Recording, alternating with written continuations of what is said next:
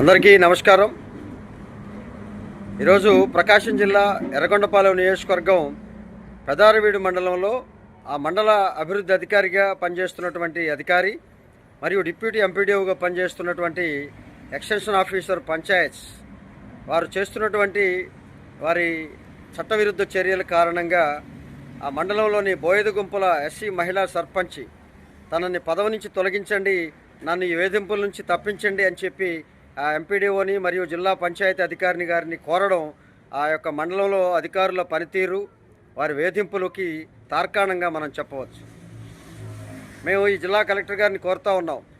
ఆ బోయదు గుంపుల సర్పంచి తనకు రావాల్సిన డబ్బులు, పనిచేసిన దానికి రావాల్సిన డబ్బులను తీసుకోవడంలో ఆ అధికారులు సహకరించడం లేదు.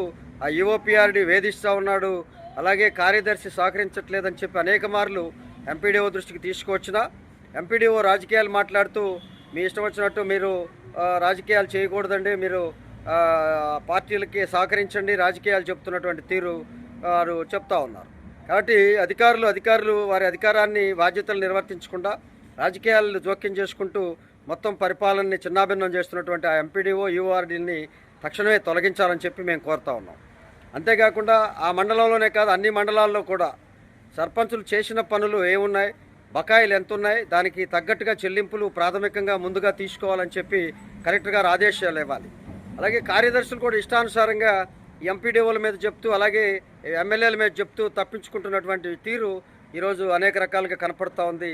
ఆ పంచాయతీరాజ్ వ్యవస్థను నిర్వీర్యం చేస్తూ ఉన్నారు. అదే సంస్థల్లో అదే వ్యవస్థలో జీతాలు తీసుకుంటూ కుటుంబాలను పోషించుకుంటూ వీరు ఆ పంచాయతీరాజ్ వ్యవస్థకి నిర్వీర్యం చేస్తూ ద్రోహం చేస్తున్నటువంటి అధికారులని మనందరం కూడా శిక్షించాలి.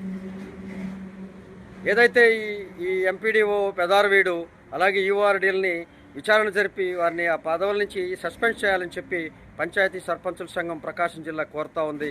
అలాగే బోయదు గుంపుల ఎస్సీ మహిళా సర్పంచ్కి రావాల్సిన బిల్లులు, అలాగే ఆ మండలంలో ఇతర గ్రామ పంచాయతీల్లో రావాల్సినటువంటి బిల్లులపై తక్షణమే ఒక ప్రత్యేక అధికారిని నియమించి ఆ చర్యలు తీసుకోవాల్సిందిగా మేము కలెక్టర్ గారిని కోరుతా ఉన్నాం.